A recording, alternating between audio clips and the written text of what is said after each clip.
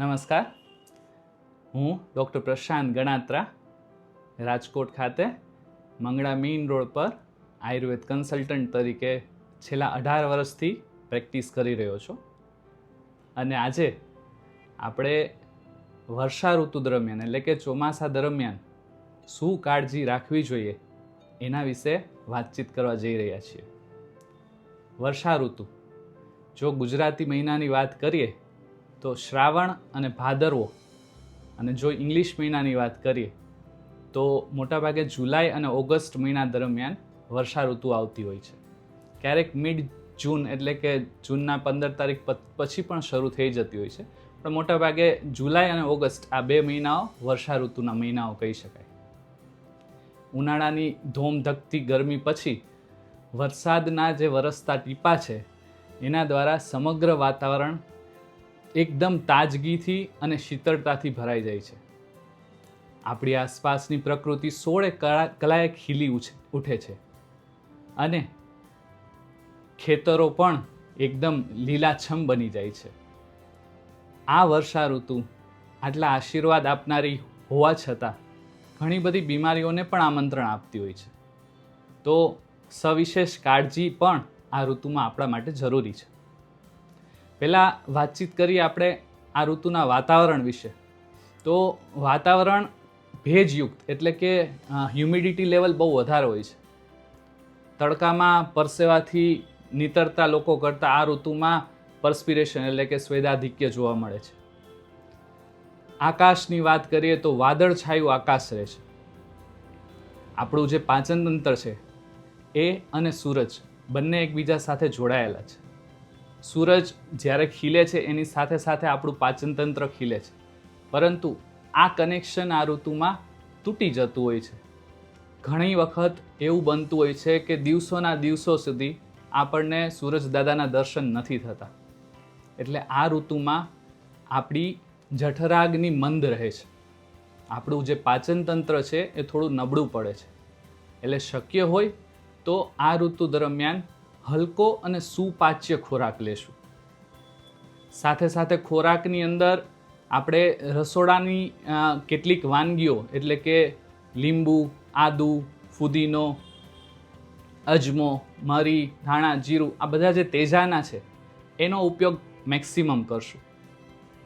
આ તેજાના થકી રસોઈ તો સ્વાદિષ્ટ બને જ છે, પણ આયુર્વેદ દ્રષ્ટિએ વાત કરું તો એ તમારા શરીરની જઠરાગ્નિને પ્રદીપ્ત કરે છે, સ્ટિમ્યુલેટ કરે છે, કે જેનાથી ખોરાક તમારો ઇઝીલી પચી જાય. ખાસ આ ઋતુ દરમિયાન લીલા શાકભાજીનો વપરાશ આપણે વધુ કરશું અને કંદમૂળનો વપરાશ શક્ય હોય ત્યાં સુધી નહીં કરીએ. આ ઋતુની અંદર વાત પ્રકોપજન્ય ઋતુ કહી શકીએ. તો વાયુને લગતી બીમારીઓ વધારે થાય છે, તો શરીરમાં વાત દોષ ન વધે એનું ખાસ ધ્યાન રાખશું.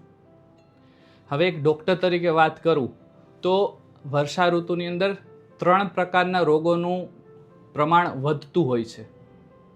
એક મચ્છરજન્ય, બીજું પાણીજન્ય અને ત્રીજું વાયરસજન્ય.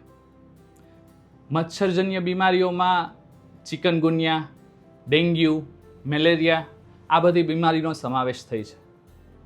તો એક જાગૃત નાગરિક તરીકે આપણે જ્યાં રહીએ છીએ, આપણા રહેણાંક પ્લસ આપણું જે વર્કિંગ પ્લેસ છે ત્યાં પાણીનો ભરાવો ન થાય એના ઉપર ખાસ ધ્યાન આપીશું. કારણ કે એ ભરાયેલા પાણીની અંદર મચ્છર ને લાર્વા એનો વિકાસ થતો હોય છે અને એના દ્વારા જ આ બધી બીમારીઓ ફેલાતી હોય છે. ઘરમાં પણ શક્ય હોય તો મચ્છરદાની, મોસ્કિટો રિપેલન્ટ આ બધી વસ્તુનો ઉપયોગ કરી શકીએ. છતાં પણ ક્યારેક મોસ્કિટો બાઇટની હિસાબે આપણી જો તબિયત બગડી રહી છે, એટલે કે શરીરની અંદર તાવ આવવો, ઠંડી લાગવી, શરીરમાં ક્યાંય પણ રેશિસ એટલે કે ચકામાં નીકળવા, ઉલટી ઉપકા થવા, આવા મેજર સિમ્ટમ્સ જોવા મળે તો આપની આસપાસના જે ફેમિલી ડૉક્ટર છે એમનો તાત્કાલિક સંપર્ક કરવો. મચ્છરજન્ય બાદ બીજી એટલે કે પાણીજન્ય બીમારીઓ પણ આ ઋતુમાં જોવા મળે છે. કારણ જૂનું પાણી અને નવું પાણી બંને પાણી ભેગા થાય છે અને નવું પાણી જે છે એ થોડું પચવામાં ભારે હોય છે, એટલે આપણા પાચન તંત્ર ઉપર તરત જ અસર કરે છે. તો ટાઇફોઇડ, કમળો, ઝાડા ઉલટી આવી બીમારીઓ એટલે કે પેટને લગતી બીમારીઓ આ ઋતુમાં જોવા મળતી હોય છે. તો શું ધ્યાન રાખીશું? સૌથી પહેલાં તો પાણી, એટલે કે આપણે જે પાણીનો ઉપયોગ કરીએ છીએ એને શુદ્ધ સ્વરૂપમાં, એટલે કે આરો કે એક્વાગાર્ડ, ઓલમોસ્ટ લગભગ બધાના ઘરોમાં આ અત્યારે આવી ગયું છે. જો આપના ઘરમાં આરો કે એક્વાગાર્ડ ના હોય તો પાણીને ઉકાળીને ઉપયોગ કરશું. જે પણ ખોરાક લેશું એ હંમેશા તાજો અને ગરમ ખોરાક લેશું. વાસી ખોરાક બિલકુલ નહીં લઈએ. આપ બજારમાં જે કોઈ પણ લારીઓ ઉપરને જે બહાર ખુલ્લો મળે છે ખોરાક, એ ખુલ્લો ખાદ્ય પદાર્થ બિલકુલ નહીં લઈએ. અને ખાસ આપણા હાથની સ્વચ્છતા ખૂબ જ અનિવાર્ય છે. એટલે કે શૌચ ગયા પછી અને જ્યારે પણ આપણે જમવા બેસીએ છીએ એ પહેલાં હાથને ક્લીન કરવાનું બિલકુલ ચૂકીશું નહીં. તો મચ્છરજન્ય અને પાણીજન્ય બીમારી પછી ત્રીજા નંબર ઉપર જો જોવા મળતી કોઈ બીમારીઓ છે તો એ છે વાયરસજન્ય બીમારી.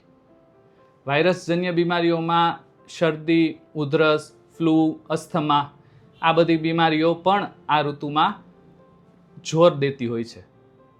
તો આ બધી બીમારીઓથી બચવા માટે આપણે આપણા શરીરની રોગ પ્રતિકારક શક્તિ સારામાં સારી રહે એના માટે મહેનત કરવાની છે. તો રોગ પ્રતિકારક શક્તિ સારી રહે એના માટે નિયમિત વ્યાયામ, પૂરતી ઊંઘ અને સંતુલિત ખોરાક, આ 3 આપણા પાયાના સિદ્ધાંતો છે. જો એને આપણે જાળવી શકશું તો આપણી રોગ પ્રતિકારક સારામાં સારી રહેશે. ચ્યવનપ્રાશનું સેવન જો થઈ શકતું હોય તો અતિ ઉત્તમ છે. ચ્યવનપ્રાશના ઔષધિયાઓમાંનો એક મુખ્ય ઘટક છે આમળા. એન્ટીઓક્સિડન્ટ એટલે કે શરીરને નવી ઉર્જા પ્રદાન કરે છે. તો શરીરની રોગ પ્રતિકારક શક્તિ વધારવા માટે તમે ચ્યવનપ્રાશનું સેવન કરી શકો છો. છેલ્લે અમારી વાતચીતને વિરામ આપું એ પહેલાં એટલું કહીશ કે વર્ષા ઋતુ આપણી આસપાસની જે પ્રકૃતિ છે એને નવી ઉર્જા અને હરિયાળી પ્રદાન તો કરે જ છે, સાથે સાથે જાહેર આરોગ્ય માટે પડકારજનક અમુક પરિણામો પણ લઈ આવે છે. તો સ્વસ્થ વ્યક્તિ, સ્વચ્છ પર્યાવરણ અને જાગૃત સમાજ એ વર્ષા ઋતુને આરોગ્યપ્રદ અને સુરક્ષિત બનાવી શકે છે. આટલું કહી મારા શબ્દોને વિરામ આપું છું. ભારત માતા કી જય. વંદે માતરમ. અસ્તુ.